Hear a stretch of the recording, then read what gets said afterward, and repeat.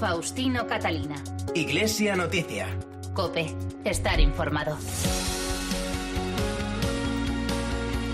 Saludos amigos, muy buenos días. Hoy es 24 de noviembre de 2019, festividad de Cristo Rey, y en esta mañana del domingo llega el momento de iniciar el tiempo que cada 7 días dedicamos a resumirles los principales asuntos de la actualidad eclesial. Es esta una nueva entrega de Iglesia Noticia que nos llevará hasta las 9 de la mañana, en que llegará el tiempo de la Santa Misa desde Toledo, y que llega hoy a ustedes gracias a Óscar Gómez en el control de sonido y a Nacho de Gamón y Amparo Latre en la producción, y con estos titulares. La Asamblea Plenaria de la Conferencia Episcopal ha aprobado un documento sobre el acompañamiento en el final de la vida. Ante la situación en España, el cardenal Ricardo Blázquez apeló al espíritu de la transición y a la Constitución como marco de referencia. El Papa Francisco se encuentra en Japón tras visitar Tailandia, donde denunció la esclavitud infantil y femenina. Desde Hiroshima y Nagasaki, Francisco ha lanzado mensajes contra las armas nucleares y en favor de la paz. La Santa Sede ha reiterado su postura de 2 estados para 2 pueblos como única manera de llegar a una solución definitiva del conflicto palestino-israelí. Con el cierre de la Puerta Santa de la Basílica del Cerro de los Ángeles, la diócesis de Getafe clausura esta tarde el año jubilar por el centenario de la consagración de España al Sagrado Corazón. En Córdoba se ha celebrado el 2º Congreso Internacional sobre la Vida y la Obra de San Juan de Ávila. Faustino Catalina. Iglesia Noticia. COPE. Estar informado. Esta semana se ha celebrado en Madrid la Asamblea Plenaria de Otoño de la Conferencia Episcopal Española, que comenzó con el habitual discurso del presidente, el cardenal Ricardo Blázquez. Refiriéndose a la declaración conciliar Dignitatis Humanae, recordó que la libertad religiosa es el cimiento de los demás derechos de la persona, que debe ser reconocido en el ordenamiento jurídico y está al servicio del bien común, porque la fe no se puede impedir ni imponer. La fe no se puede imponer ni impedir. En el corazón de cada persona hay un ámbito que no se debe profanar ni invadir. En las persecuciones y hasta en la cárcel hay un recinto sagrado e inviolable en el corazón de la persona. Dios quiere ser adorado por personas libres. Todo hombre está en el secreto de su conciencia solo ante Dios. Toda persona está llamada a buscar la libertad, la verdad y el bien. La libertad religiosa no significa desvinculación de la relación con el fundamento de la existencia. El derecho a la libertad religiosa está en el cimiento y en el corazón de los demás derechos de la persona. El cardenal Blázquez también aludió a la reciente declaración conjunta de judíos, cristianos y musulmanes sobre el final de la vida, que manifiesta la oposición a cualquier forma de eutanasia, así como al suicidio asistido médicamente. Además, pidió que no se instrumentalice el dolor del enfermo, silenciando la ayuda de los cuidados paliativos. Y antes de terminar su discurso, ante la situación de confusión en nuestro país por el secesionismo de Cataluña o las declaraciones de la ministra de Educación, Isabel Celaá, negando la libertad de elección de centro educativo, apeló al espíritu de la transición que salió adelante desde el diálogo, la confianza y la generosidad de los españoles. Muchos factores hicieron posible la concordia que por una parte expresa nuestra Constitución y por otra parte desea garantizarla, con la aspiración al encuentro o al reencuentro de todos, después de muchos años de separaciones interiores y exteriores. El presidente de la Conferencia Episcopal dijo que la Constitución, que nació fruto de la transición, hizo posible la reconciliación y la concordia, y que es un hito fundamental de nuestra historia contemporánea, que no hay que menospreciar y que está abierta a posibles reformas. La Constitución no tiene fecha de caducidad, ni está limitada a algunas generaciones. Está abierta a posibles reformas para las cuales la misma Constitución ha indicado el procedimiento. La concordia de todos, dentro de las legítimas diversidades, es un bien inestimable. Que la tentación del caos no prevalezca nunca sobre la unidad asegurada por la Constitución. En esta asamblea plenaria se ha estudiado la modificación de los estatutos de la Conferencia Episcopal y las líneas pastorales para el próximo quinquenio.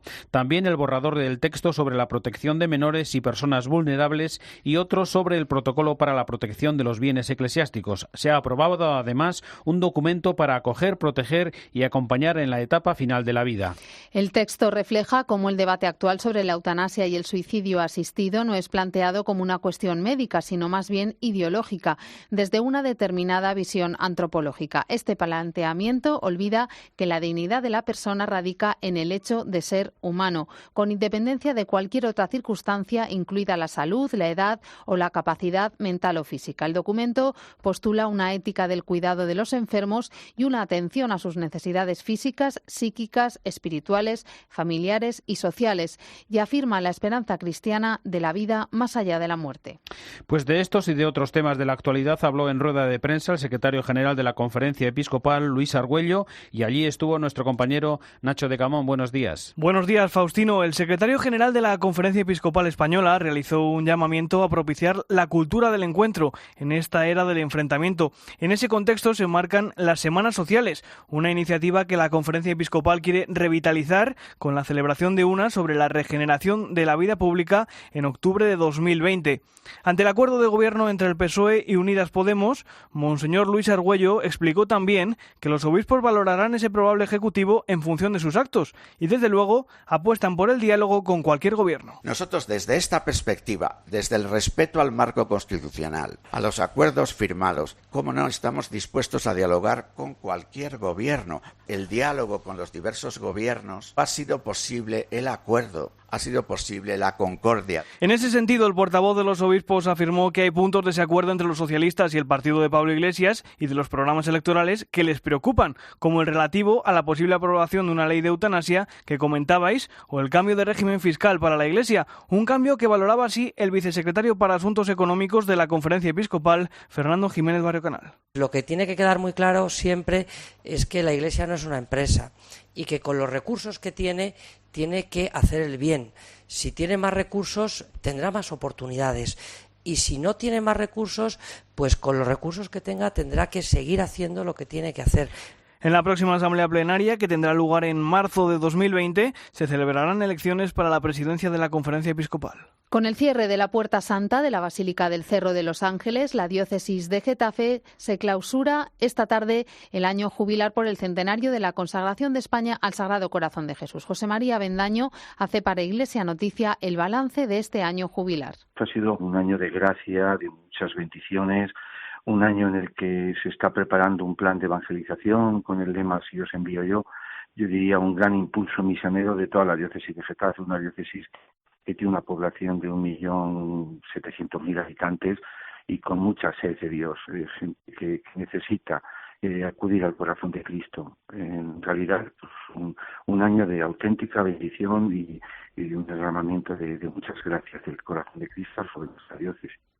También ha destacado José María Avendaño la repercusión que este año jubilar ha tenido para toda la Iglesia española. La repercusión que está teniendo para la Iglesia española es grande porque ha acudido mucha gente, más de 100.000 personas, y desde luego ha sido una repercusión que nos está llevando a un reconocer que Jesús es el Señor, un ejercicio de reparación también, amando a Cristo que cura nuestras heridas. Ha sido ese lema, sus heridas nos han curado, y nos está urgiendo, y yo percibo en la Iglesia española, a un compromiso misionero por el amor de Cristo que nos urge a compartir esta alegría del Evangelio en estos tiempos tan necesitados de la misericordia y para la Iglesia española en los tiempos recios que estamos viviendo. Faustino Catalina. Iglesia Noticia. COPE. Estar informado. Intergentes, tus desplegables para conocer cuestiones esenciales de la fe, los sacramentos, los tiempos litúrgicos, la espiritualidad o la enseñanza de la Iglesia. Visítanos e infórmate en intergentes.es. El Papa Francisco está generando una revolución. ¿Cómo afecta la política del gobierno a la Iglesia? Léelo en la revista Vida Nueva. Suscríbete a Vida Nueva e infórmate cada semana de la actualidad de la Iglesia. Entra en vidanuevadigital.com y tendrás un 20% de descuento. Recíbela en casa por menos de 8 euros al mes. ¿Qué ganas tengo de una vida nueva? Faustino Catalina. Iglesia Noticia. COPE. Estar informado. La información internacional nos lleva hasta ahora hasta tierras asiáticas con el viaje del Papa Francisco a Tailandia y Japón. Los 3 primeros días de estancia en Tailandia se enmarcan en el 350 aniversario de la fundación de la primera misión católica en Siam. Desde entonces, la Iglesia está presente en aquel país donde los católicos representan el 0,6% de la población y mantienen más de 500 escuelas y 190 instituciones sociales. Francisco ha mantenido allí los habituales encuentros con las autoridades civiles y religiosas, entre ellos el Patriarca Supremo de los budistas y los sacerdotes, religiosos y catequistas. Nos ofrece la crónica de esa primera etapa de este viaje del Papa la enviada especial de la cadena COPE, Eva Fernández. Buenos días. Buenos días. En este 32º viaje internacional de Francisco hemos vivido muchas novedades. Una de ellas, que por primera vez haya descansado una jornada entera tras un vuelo nocturno, que por primera vez haya pronunciado todos sus discursos en español en un viaje internacional y que haya ejercido de espléndida traductora su prima, la misionera Ana Rosa Sibori, que hacía este balance. El Papa está muy contento y ha gozado mucho de estos días también. Y esperemos que esta visita del Papa nos haga crecer a todos en la fe y en la hermandad, porque esto es lo que pide el Papa siempre. La estancia del Papa en Tailandia ha estado llena de grandes momentos, como el recibimiento que le dio la comunidad católica en el santuario del Beato Nicolás, el primer sacerdote mártir tailandés fallecido en prisión. Allí, en su reunión con sacerdotes religiosos y catequistas, se conmovió al verse rodeado de todos los que dedican su vida al Evangelio. Ustedes cargan sobre sus hombros las preocupaciones de sus pueblos al ver el flagelo de las drogas y el tráfico de personas, la necesidad de atender un gran número de migrantes y refugiados, las malas condiciones de trabajo, la explotación laboral experimentada por muchos, así como la desigualdad económica y social que existe entre ricos y pobres. Antes de regresar a Bangkok, el Papa se reunió también con los obispos de Asia y mantuvo, tal como acostumbre, una reunión privada con la comunidad jesuita de la zona.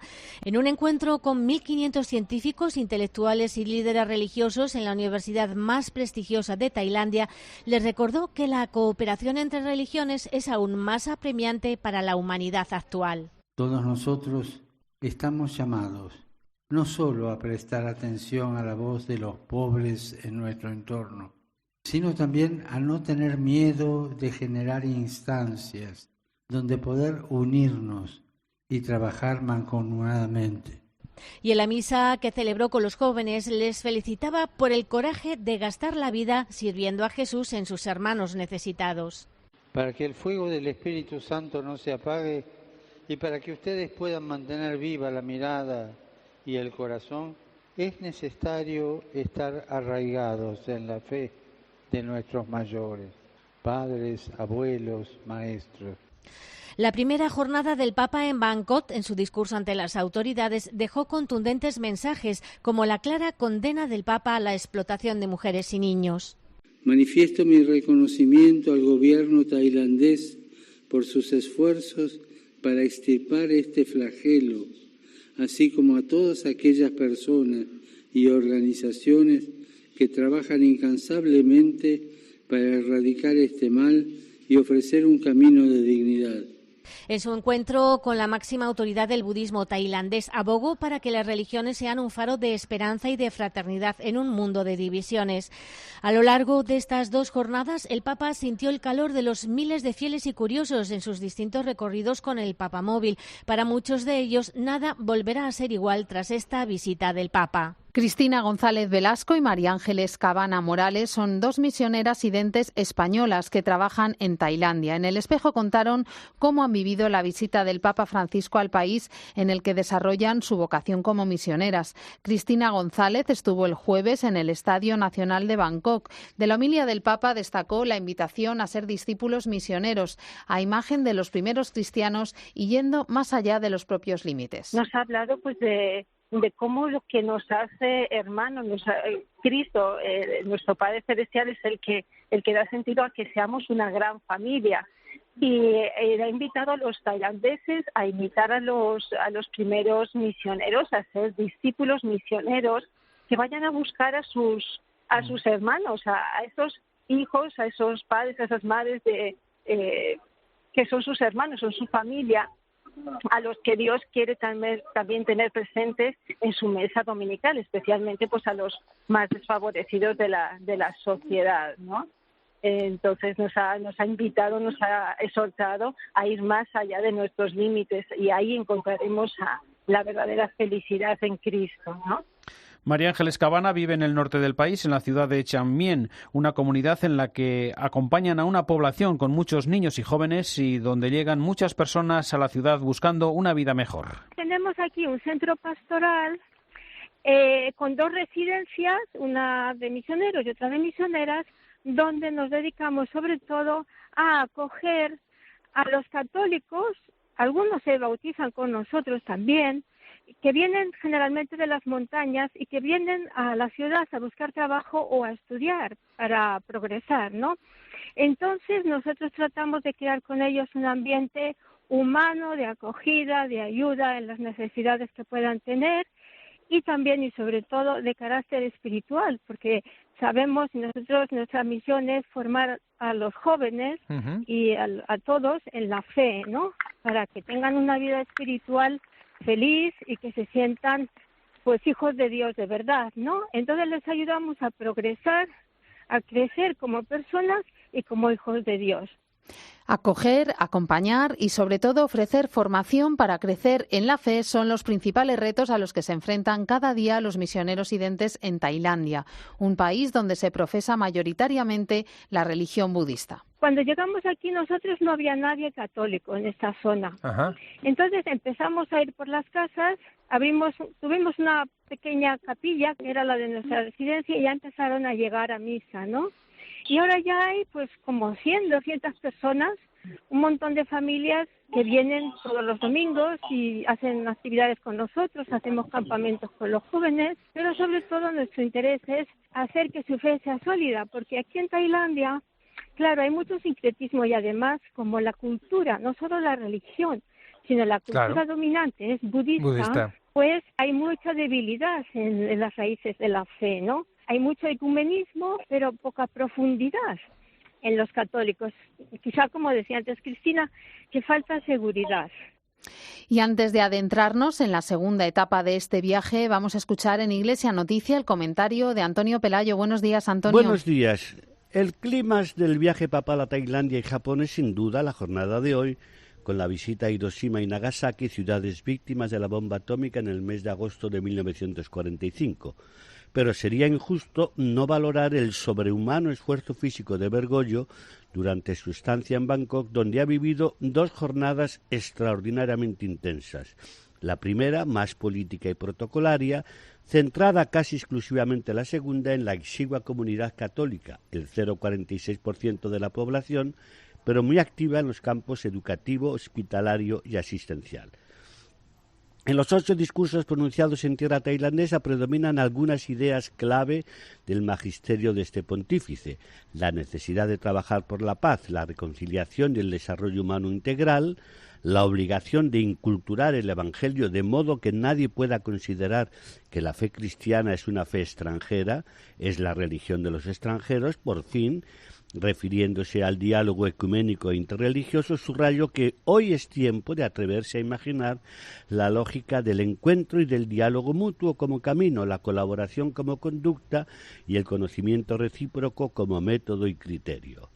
No ha sido fortuito que la última ceremonia presidida por Francisco en Bangkok haya sido una Eucaristía celebrada con y para los jóvenes en un país donde conviven diversas generaciones en buena armonía. Ustedes, les dijo, son una nueva generación con nuevas esperanzas, sueños y preguntas, seguramente también con algunas dudas, pero les invito a mantener viva la alegría y a no tener miedo de mirar al futuro con esperanza. Desde Tokio les ha hablado Antonio Pelayo. Gracias, Antonio. Pues en Japón, la segunda etapa de este viaje, el Papa se traslada a esta hora hasta la ciudad de Hiroshima, donde celebrará un encuentro por la paz en el Memorial de la Paz. Y lo hace después de haber lanzado desde Nagasaki un mensaje sobre las armas nucleares y la bomba atómica y de haber homenajeado a los santos mártires en el monumento de Nishizaka, que desde 1962 rinde homenaje a los 26 mártires que fueron allí crucificados en 1597. Cuéntanos, Eva. Sí, tal como anunció a los obispos de Japón en la víspera del viaje que está realizando hoy, el Papa ha rezado ya por las víctimas del bombardeo catastrófico de las 2 ciudades que superaron las 400.000, en su mayoría civiles. Deseo encontrar a aquellos que aún sufren las heridas de este trágico episodio de la historia humana, así como a las víctimas del triple desastre. Su sufrimiento continuado es un recordatorio elocuente a nuestro deber humano y cristiano de ayudar a los que sufren en el cuerpo y en el espíritu, y de ofrecer a todos el mensaje evangélico de esperanza, curación y reconciliación. En sus discursos ha quedado demostrado que el Papa conoce perfectamente la historia de martirio de la evangelización de Japón desde la llegada de San Francisco Javier en 1549, pero ha querido resaltar aquellos 260 años de persecución despiadada durante la que los cristianos ocultos de la región de Nagasaki mantuvieron la fe durante generaciones a través del bautismo, la oración y la catequesis en la más absoluta clandestinidad. Aunque su programa en Japón es muy apretado, Francisco se reunirá con algunos descendientes de aquellos cristianos escondidos que siguen transmitiendo la fe en sus propios hogares. Gracias, Eva. Ante las recientes decisiones que amenazan con socavar aún más el proceso de paz israelí-palestino, la Santa Sede ha reiterado a través de un comunicado su posición sobre la solución de 2 estados para 2 pueblos como única manera de llegar a una solución definitiva en este conflicto.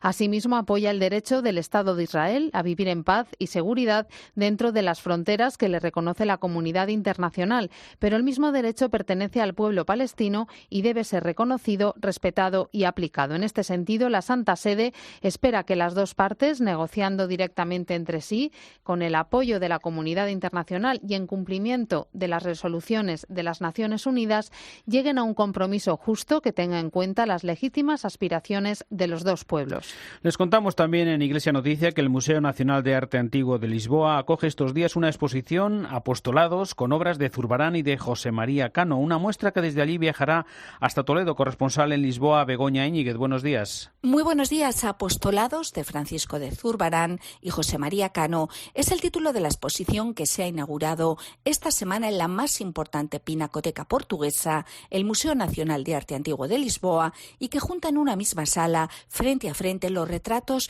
de los 12 apóstoles de Zurbarán, pertenecientes a la colección del Museo Lisboeta, y los del pintor y conocido compositor español, exmiembro de Mecano, en los que Cano ha trabajado más de 4 años para darles espiritualidad y adaptarlos a la realidad del siglo XXI con una técnica innovadora, utilizando para ello personas de su entorno que simbolizan la esencia de lo que eran y defendían cada uno de los apóstoles hace más de 2000 años. Rosa Martínez, comisaria de Apostolados y anteriormente de la exposición final del 5º centenario de Santa Teresa en el Museo Nacional de Escultura de Valladolid, explica a la COPE lo que significa para José María Cano Apostolados. Esto para él es una búsqueda de su propio camino como persona en el mundo,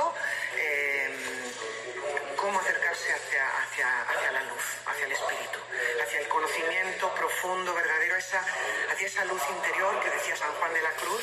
Apostolados se puede contemplar hasta el 12 de enero del próximo año en el Museo de Arte Antiguo de Lisboa, y posteriormente los 12 lienzos de José María Cano viajarán hasta Toledo, donde serán expuestos junto a los 12 apóstoles del Greco.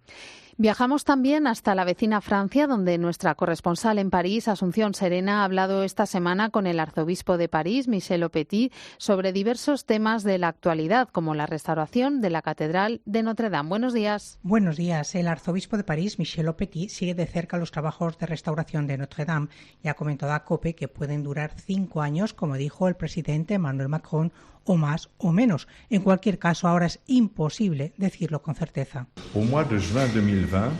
En junio de 2020 tendremos un diagnóstico muy preciso para saber cuáles son los peligros todavía, cuánto tiempo van a durar las obras y cuánto van a costar. Ahora es pronto para decirlo porque todavía estamos en la fase de consolidación, de retirar las 500 toneladas de andamios, de mirar piedra por piedra para ver qué es lo que hay que quitar y qué es lo que hay que reconstruir. Aupetit se opone a que cuando esté restaurada se cobre la entrada para entrar en Notre Dame, como se ha dicho, pero se muestra más acomodaticio en cuanto a la construcción de la flecha, siempre que se haga algo respetuoso y no muy rococó, porque lo que a él le interesa, dice, es la catedral para celebrar las ceremonias y acoger a quien la visita. Los donativos, pequeños y grandes, siguen llegando y hacen falta porque en junio se habrán gastado ya 85 millones de euros y todavía no habrá comenzado la reconstrucción. Todo el mundo se ha comprometido, han firmado convenciones y participarán verdaderamente a la reconstrucción de Notre Dame.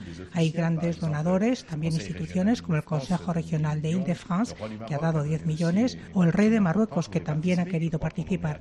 Creo que tenemos unos 350.000 donadores y cada semana llegan 140 donativos más. Y mientras las obras de la catedral siguen su camino, la sociedad francesa se ha visto sumergida una vez más en la polémica sobre el uso del velo musulmán. Para Aupetit, el velo es un signo religioso como cualquier otro y lo que pide, dice la ley, es que cada cual tiene su derecho de poder practicar su religión, también en la calle, con la condición de no perturbar el orden público. Pero esa es la pregunta que hay que plantear a la gente, si hay un Islam político que quiere instrumentalizar el hecho religioso o si se trata simplemente de una manifestación natural de una religión. Hay que hablar con esas personas y preguntarles qué significa para ellos. Pero admite que es muy difícil determinar lo que procede de una acción política coercitiva o de una acción personal, lo mismo que mantener un diálogo sosegado sobre este tema al día de hoy. Seguimos en París, donde se han dado a conocer las cifras de los casos de abusos a menores por el clero tras meses de trabajo. Cuéntanos. La Comisión Independiente sobre los Abusos Sexuales en la Iglesia en Francia, cuya creación decidieron los obispos hace un año, ha recogido 3.400 testimonios en 5 meses de trabajo. Su presidente, Jean-Marc Sauvé, va a realizar una gira por las grandes ciudades de Francia para sensibilizar sobre la necesidad de dar a conocer los casos, escuchar a las víctimas e intentar comprender lo que ha pasado. Cuando son las víctimas las que se ponen en contacto con ellos, el trabajo va más allá para realizar un estudio más profundo del caso con unos cuestionarios que se les proponen y entrevistas que permitan recoger el mayor número posible de elementos. También van a examinar los archivos civiles y eclesiásticos. Hemos iniciado un trabajo sobre los archivos nacionales de los ministerios. Seguiremos con los archivos de la justicia y de la prensa. Lo hacen ayudados por investigadores de la Escuela Práctica de Altos Estudios. Además, la Casa de Ciencias del Hombre dirigirá un estudio antropológico sobre algunas diócesis y congregaciones representativas.